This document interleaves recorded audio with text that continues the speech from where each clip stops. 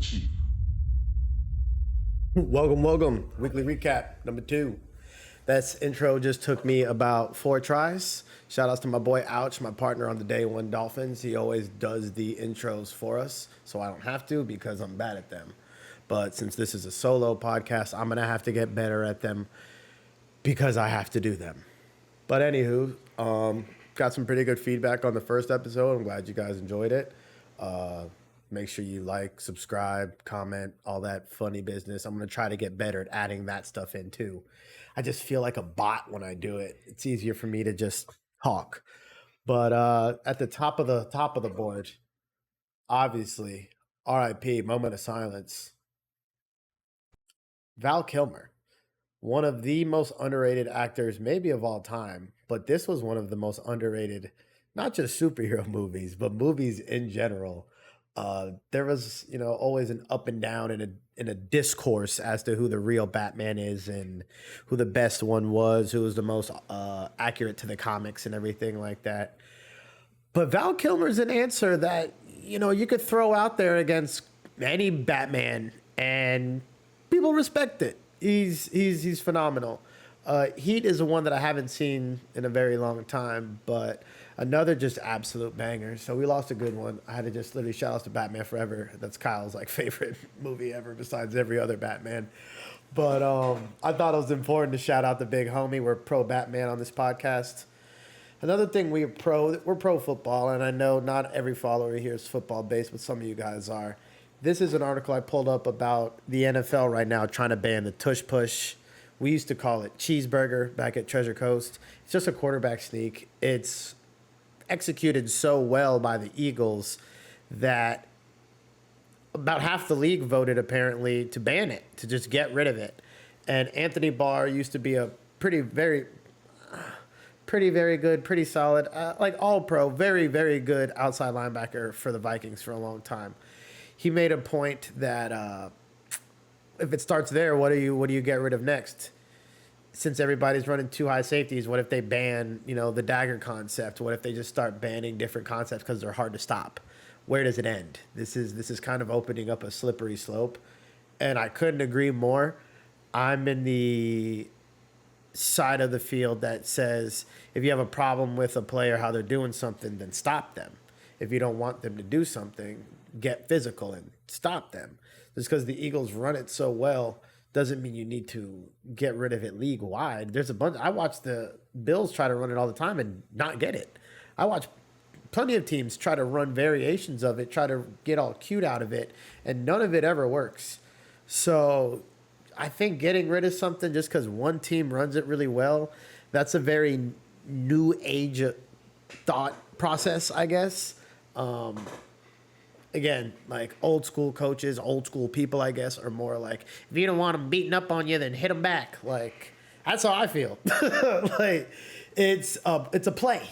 Stop the play. Why are we banning plays? If we're going to ban anything, it should be these 2 high safeties that everybody runs against the Dolphins to take away Tyreek Hill and Waddle and make us have to do all this other stuff. So if we're going to ban anything, let's ban that. But I didn't want to spend too much time on that, just like I don't want to spend too much time on this. You might have missed Kanye released a new song called World War III. I grew up on Kanye. There was a point in my life where he probably gave me the most inspiration out of any artist that was active or around or from the past, doing homework. I really thought Kanye was on pace to being arguably just the best overall artist we're ever going to see. And seeing how desperate he is for attention right now makes me nervous. For a while, I kind of blamed it on him being manic depressant, clearly, hopping on, off meds. You can feel however you feel about the medicine, but he's someone that goes pretty extreme with how big his platform is. It's pretty wild to see how extreme he's going. And currently, it seems like he's trying to see how far he can go and how far he can push it. Literally, the cover of this is him and somebody else in a Klan mask, and I'm like, what the hell is this? Just repeat, she wanna hop in a Rari.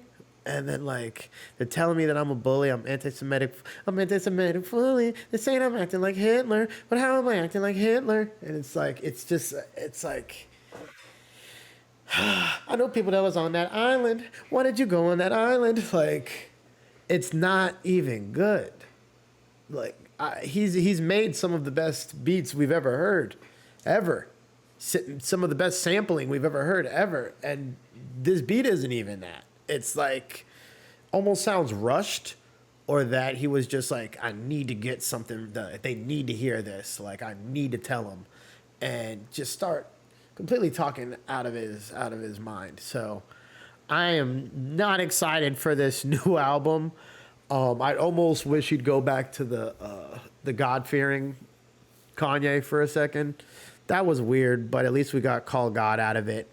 But I don't know about this like radical extremism that he's going for right now. I think he's pushing it a little bit, but there was some radical extremism at the Lion King the other day. I saw the Straz Center performance, like the live action.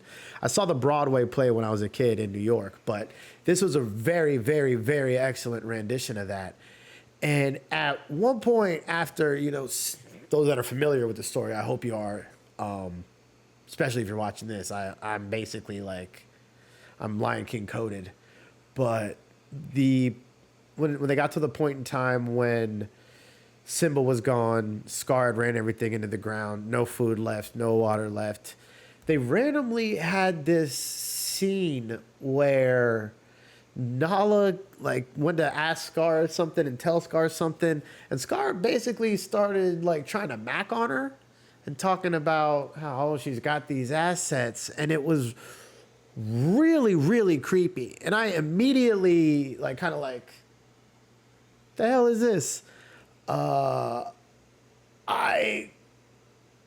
found it very uncomfortable. It just like yeah, it's older Nala, but he's like pointing out that he remembered like what she looked like when she was younger, and like how like well she's grown up, and it was really creepy.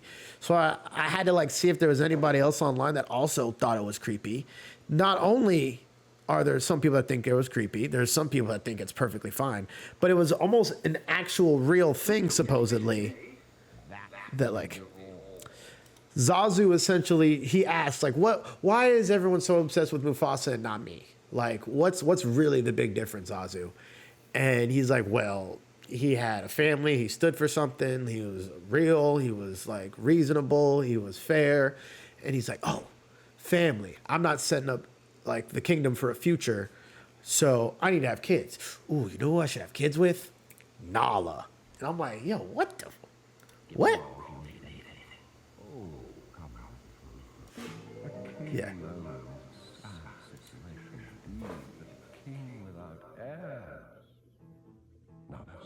You can't be serious. I've never been more serious.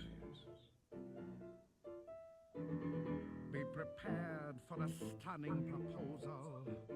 That power and beauty should bond, which cannot but fail to ensure cries of hail to the chief and his consort, the sine qua non sort of ruling ascendants. Our line of descendants will flow to the pride and beyond.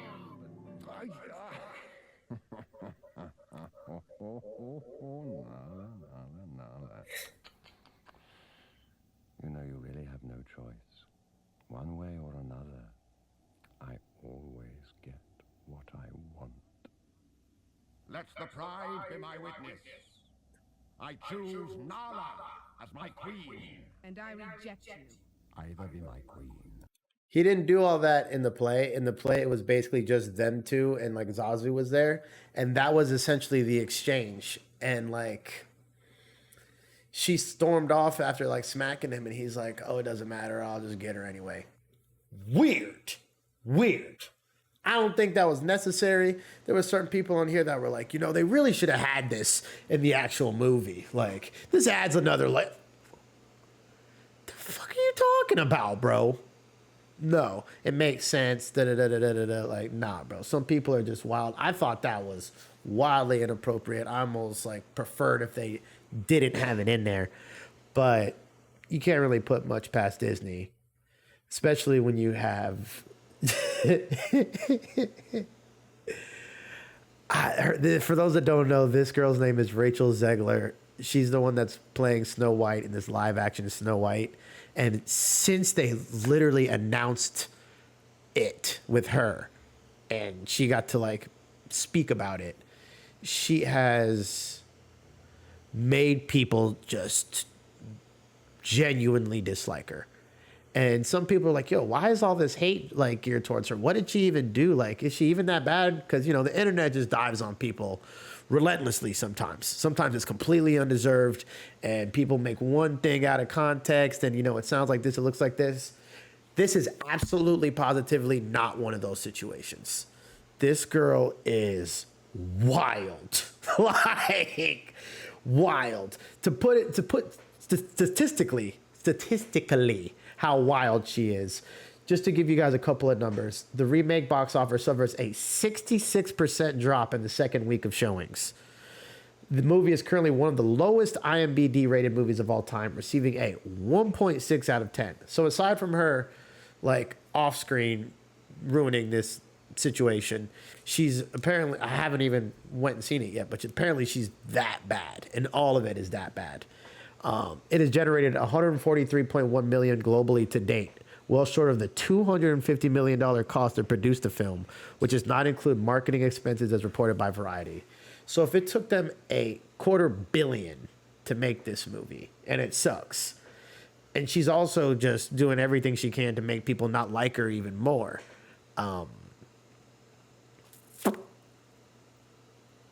What do? What it sounds like Disney's doing is they're stopping with the live action remakes, finally. So there is a dub in here.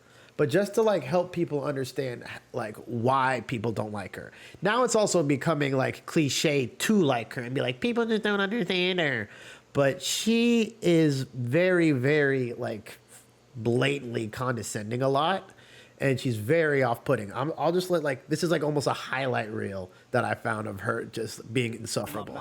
I'm obsessed. Oh my god. Yeah, and what drew you to this movie? I'm gonna stand there 13 hours in a dress of an iconic Disney princess. I deserve to be paid for every hour that it is streamed online. She started demanding that after Snow White has its theater run, once it's on Disney Plus and it's streaming, every time someone presses play on it, she should get a residual from it.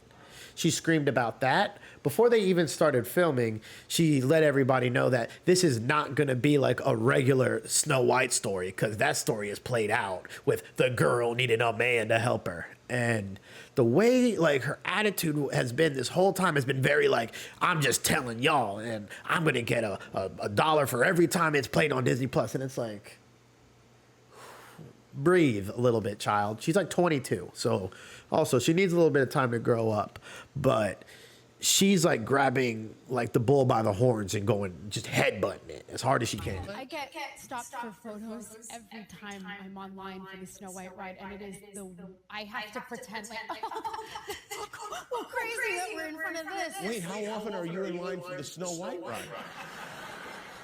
I'm a narcissist.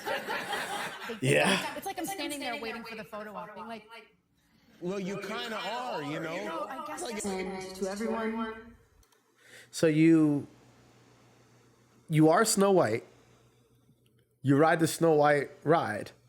And when little kids and people see you, Disney people who are clearly at Disney, see you, you have to pretend to be somewhat excited. That's weird and not very nice to be admitting out loud on a talk show at the middle of whatever. who hates when I win. The winged victory came to the Louvre in pieces, and people still line up to see her. And I can only hope that despite my flaws, and despite my cracks and my breaks, and there are many of them,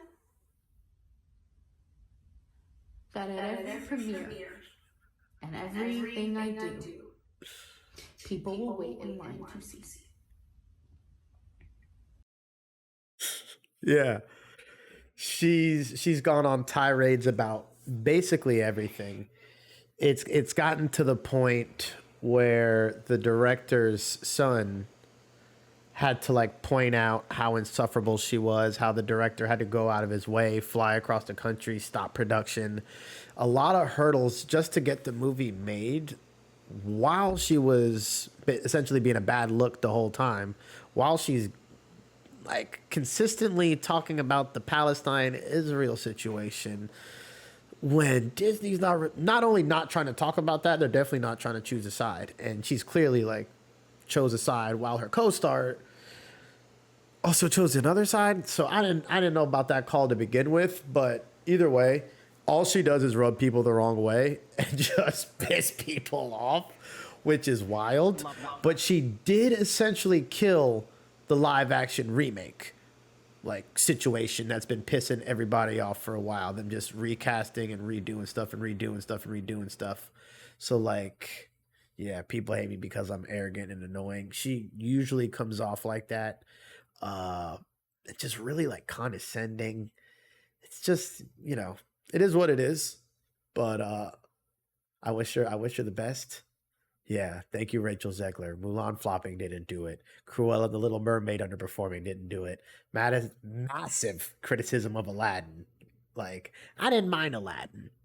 Beauty and the Beast, I didn't even see. Lion King, they took out my favorite part of everything when Rafiki hits him with the stick. Why would you even omit that? Didn't like it. Zegler, she may have single-handedly stopped it. Like, thank you. They stopped production completely on Tangled. You got to think, for $250 million, I could make a pretty badass Marvel movie, and I know I'm at least going to get a return on my investment while it's in theaters. They're not going to get a return on $250 million on Snow White. That's like one of their biggest names. That's why they mentioned this with Beauty and the Beast, Lion King, Little Mermaid. Like, she fumbled a huge bag for Disney. So hopefully this gets Disney to retool and kind of like focus in on what matters and what people are actually looking for. What people are actually looking for is original ideas and original writing. And excuse me, HBO, the king of original writing. They are the OGs. That's The Wire. That's Sopranos. That's like where you go to get told some dope stuff, see it shot very well, top-notch acting.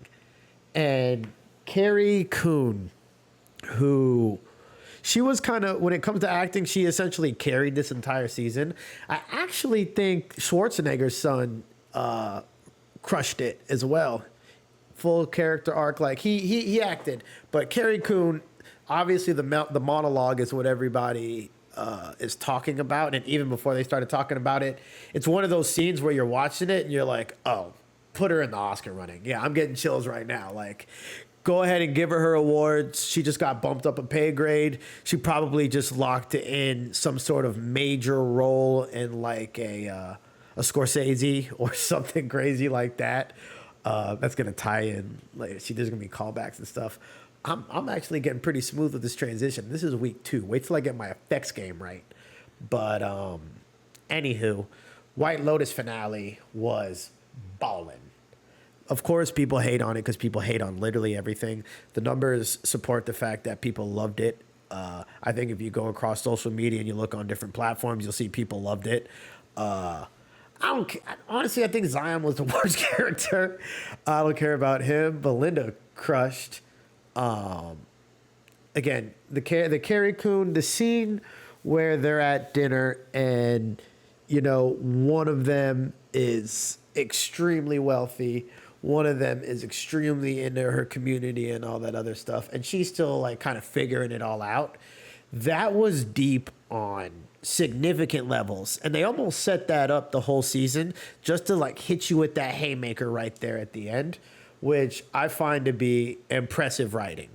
Because I said last week, I still halfway only cared about those like 3 ladies like so much. Like they set it up for them to clearly have a falling out. But what I didn't expect is just for it to get that real right there. And her get to express that side of things that no one ever really wants to talk about.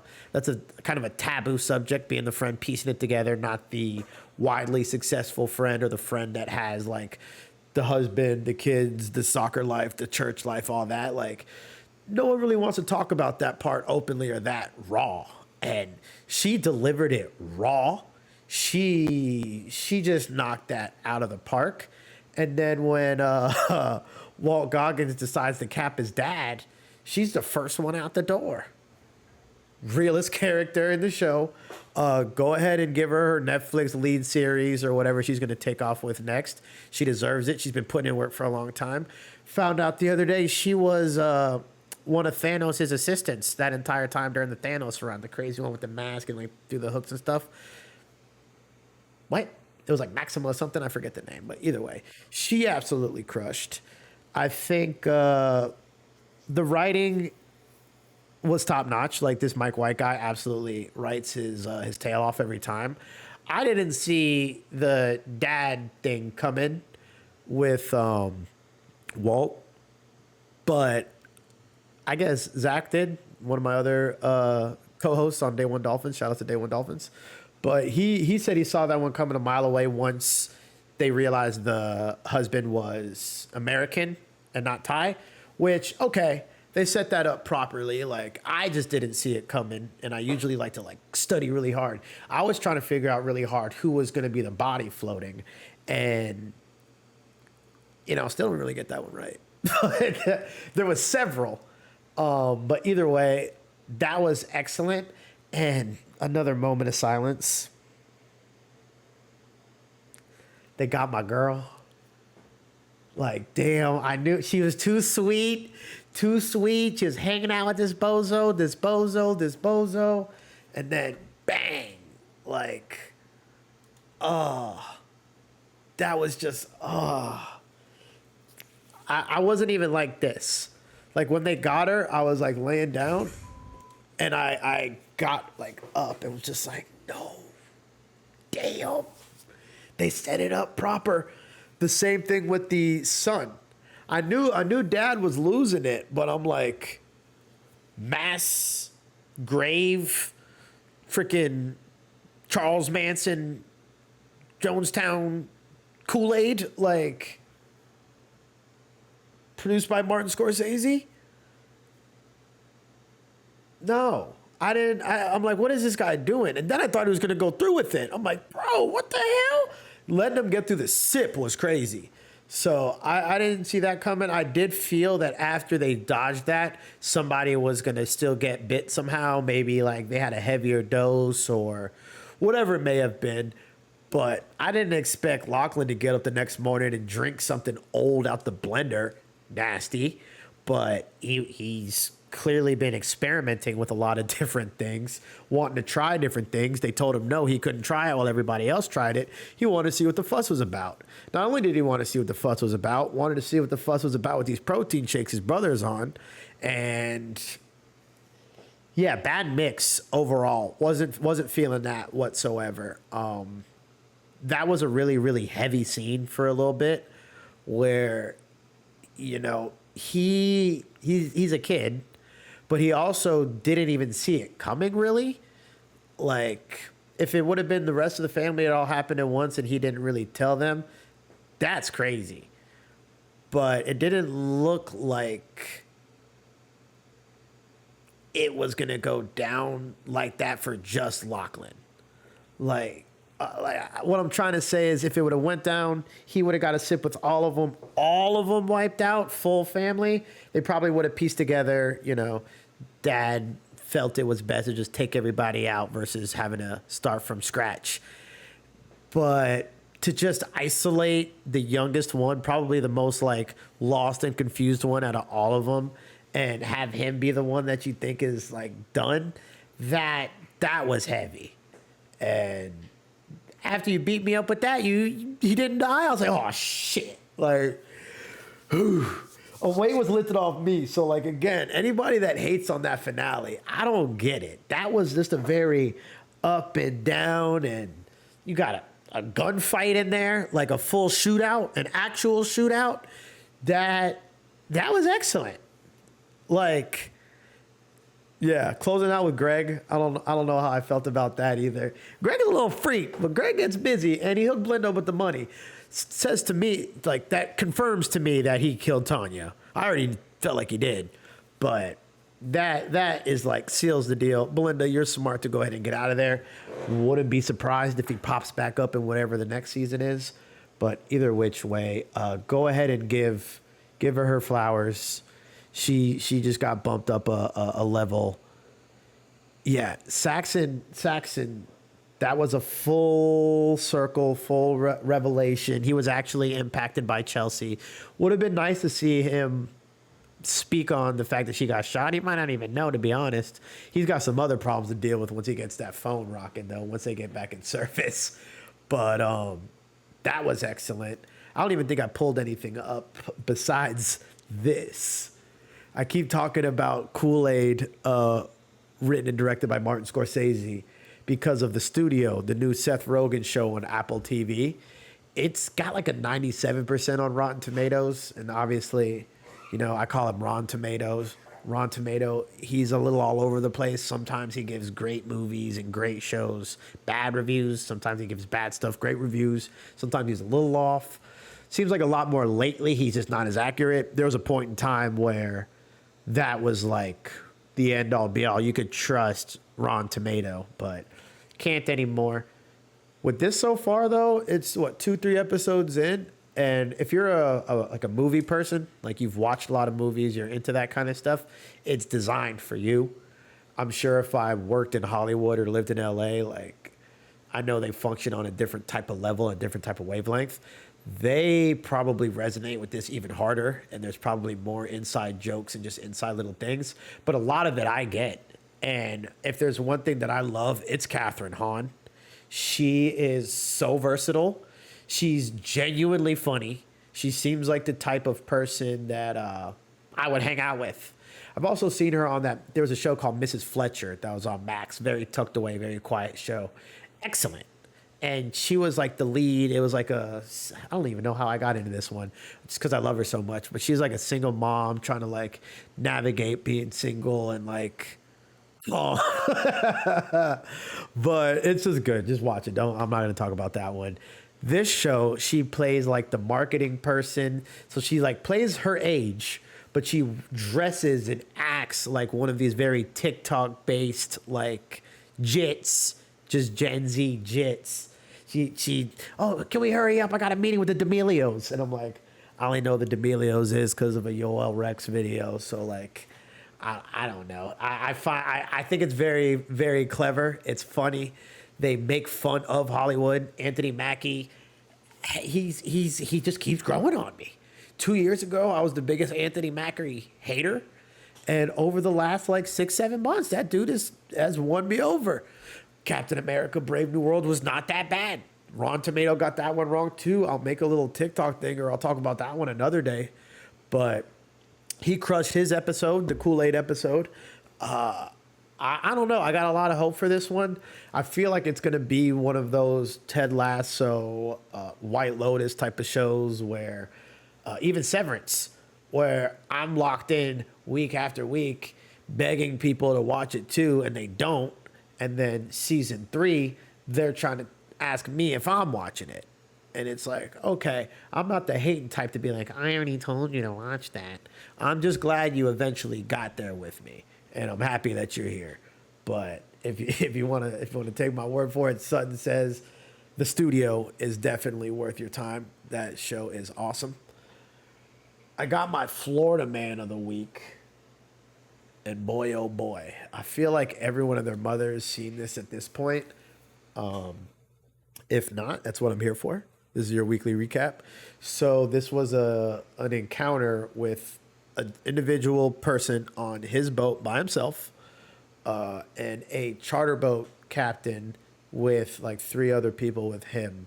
And I guess the charter boat captain had sped past this guy and some other dude under the bridge, which, if you have a boating license or you've boated before, you really aren't supposed to speed under these. You have to throttle down really slow, watch what's going on. Sometimes there's drawbridges. There's a lot of stuff going on, so you can't be speeding through there. And I guess this person and or the other person might have mentioned something to this guy, and this is what an absolute egomaniac looks like. I've encountered these people a million times. If it wasn't for camera phones, he probably would have got away with this. If it would have escalated, not only would he gotten away with this, but the other kid would have been painted as a villain.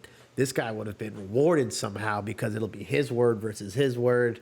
He's clearly got a louder voice, but I'm glad this young man pulled his phone out. Ran right through the middle of the bridge let while it we were run. all fishing. Bro, we were all fishing here. The fucking... Alright, bro, I'm not gonna do this with you, bro.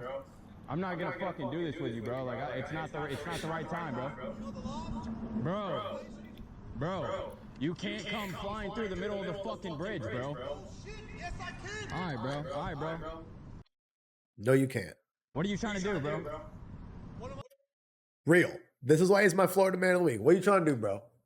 That is confrontational, but also, what are you trying to do, bro? Just say. What are you trying to do, bro? I don't want to fucking go. I want you to get the fuck out of here. Do you want to go? Tough guy? You pulled up on me, motherfucker. Yeah. Nah, shit. I'm fishing, you fucking... Like, bro, get out of here.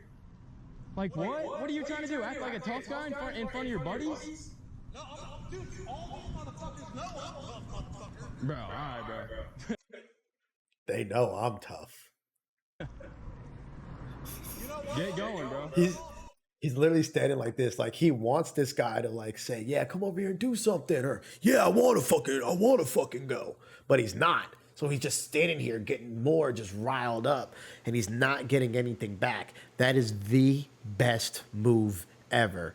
Once you're under someone's skin, don't give them what they want. Don't give them that extra. Make them just keep They'll either realize how stupid they look, someone else will realize how stupid they look, or, you know, for the most part, they just look stupid. So I like how he played it because he's admitted that he's done the wrong thing, says he can do it anyway, and now he's just like, "You want to go?" Well, thank you for your service. Come to find out later, that's not true. Nice. Service, bro. Thank you for your service, bro. But that doesn't give you the right. Alright, bro. Alright, whatever. I appreciate you for your service, bro. But you don't gotta run through the middle of the bridge, bro. That's not my guy, bro. That's just another fucking dude, bro. My lights were on, bro. My lights were on. Right, okay, bro. Keep thinking that. That's a weird thing to say. You die, nothing happens to me because you don't have your lights on. So now he's spinning on the other guy didn't have his lights on, which he probably did. But either way, you can't be speeding through there, which he already said he can. All right, bro. Keep thinking that. Bro, my lights were on. I wasn't sitting there. Okay, that's not my dude, bro. Bro, I said, bro, you almost fucking hit him. The other dude was fucking cussing you out. Bro, you shouldn't come flying through the middle of the bridge. You know people fish here, bro. I'm sorry, man. I don't know if that's what you want to hear, bro. But, bro.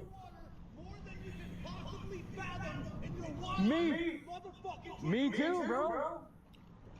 I'm out here all the time, bro. I'm 300 days a year on the motherfucking water. All right, bro. I'm the best charter captain you'll ever meet in your motherfucking life. All right, bro. Help me out. Chill. This guy is either not a native Floridian or he's completely out of his mind. Because you cannot just step on somebody else's boat like that. You can't step up to nobody else's car like that, like the guy I was showing you guys last week. You can't just invade someone's space like that in the state of Florida. He's lucky this kid didn't have that thing on him because he has all the right, not in the world, in the state of Florida, to put a hole in this guy that's just jumping on his boat. And now there's a shootout on a boat because this guy wants an apology and he's demanding it from somebody younger than him. No, my mom is 4'10". If anyone got this close, she would have warned them multiple times to get away. And if they got to this point where they're coming over into the boat, my wee little mom would put a few holes in this dude. So I don't know what's wrong with this guy. I don't know why he thinks he can just do this. This is either someone that's not sane, like actually sane, or just so full of themselves that they don't realize what they're doing is dangerous and illegal and stupid. Bro. But Chill, bro. Please, bro. Please, okay, please, bro. Please, bro. Please, bro. Bro, I'm a kid, bro. Please. Oh, I'm sorry, bro. I'm sorry, bro. All right, bro. No, bro. Please, bro. Please, bro. Okay. Please. I'm sorry, bro. That was not me, bro. I know I was here, but my buddy was on the boat. Yes, sir. I'm a kid, bro. Please, bro. I don't care. You don't cost me. Yes, sir. All right. Shit to me, motherfucker. Yes, sir. You don't do it. he apologized like 4 or 5 times. So if that's what he wanted, that would have been it. I'm sorry, man. I wasn't like cussing you out though, bro. I was driving the boat. Okay. Call me a fucking. No, bro, that was my friend on the. Okay, I'm sorry, bro. I'm sorry, bro. I'll look at it. Yes, sir. And fuck your boat. Yes, sir. Do it again and watch what fucking happens. Jesus. Don't fucking do it again. Yes, sir. I'm sorry, bro. Like, I appreciate y'all, bro. Like, I'm sorry, bro. What is wrong with you? You just kept getting madder and screaming and making him apologize for more stuff. Like, what is that? Bro, yes, sir. With the wrong one. Still running his mouth. Still running his mouth. You're crazy, bro. So this guy he's on every news outlet if you didn't see it this week or if you're not from Florida. This was on from the east coast of Florida, a little bit more south where I'm from, Port St. Lucie. This was a major thing. Over here on this coast, this was a major thing because fishermen do not act like this. Fishermen respect the waters. And once people found out that he wasn't even really a veteran and 2 of those other guys that were with him were just like media guys, they distanced themselves. He's lost his business. He's lost everything. This guy is done. And he completely deserves that because he ran up on the wrong one. He ran up on a real deal Florida man that stood on his business. You wanted to jump up and get all crazy. He didn't have no iron for you. Otherwise, you'd be getting dragged out the water right now. So, shout outs, bro. We'll call him. Yeah, I don't want to call him Young Fishing Pole. We'll call him. Just young bro, because as he said, I'm just a kid. Come to find out, 22. Me being 32, yeah, 22 is a kid. This is a jit. And what do I look like as a grown man jumping on a boat with just one person? Am I supposed to like feel good about myself because I can do that? Like, obviously I should be able to do that. I'm bigger, older, wiser, smarter, tougher, stronger, all that than him. So there's no point. Now, before I close out, I did want to mention, I watched the new Mutants the other night. Very hated on by, I guess, everyone when it came out. I saw bad social media reviews, bad reviews everywhere. The couple of people that did go see it kind of hated on it too. So I left it alone. This was like it also dropped during COVID. So everybody was kind of in a negative mindset. But I'm looking at the cast the other night, and I'm also realizing that Anya Taylor-Joy, who's one of the top actresses right now, she plays Magic, who's a character in the Marvel Rivals game. So I'm like, okay, I never really see Magic in anything. That's pretty cool. Then I also see Arya Stark is in this thing. And I'm like, okay, this probably ain't that bad. Rotten Tomatoes gave it a 36. Now, me and Rotten Tomato, we used to be bros. I used to like look at that and that'd be the end all be all. That's probably why I looked at that 5 years ago and left it alone 4.5 years ago and just said whatever. But giving it my own rating, I don't think I can agree with 36. The ending and like towards the middle end, it didn't close very strong. I'll give them that. But the story itself, how they pieced everyone together, what they were doing, the acting, the writing, music wasn't too bad, cinematography wasn't too bad. So I mean, it wasn't. I don't think it was 36 bad. Like that's pretty low. I'm not gonna give it no 70. It wasn't nothing crazy. I don't even know if I give it a 55 like them. I think if anything, I give it maybe a 48. Not the best. About a little less than mid. Just because like that ending was pretty mid. And it had a lot of potential to like be good. It just wasn't. But I mean, I think 36 is pushing it. I don't think that's good. But hope you have a good rest of your week. I'm gonna keep dropping these, making little clips, making other stuff. I'm gonna keep popping up on different socials and experimenting different things. So I appreciate y'all's patience. Appreciate you checking in. If you're new to the show, make sure you subscribe, comment if you've seen any of this stuff, if you agree with it, disagree. Obviously, if you're watching this on YouTube, I'm available on Spotify, vice versa. I'm pretty sure you can write comments on the Spotify page too now, which is pretty cool. But yeah, thank you. Love you. Bye.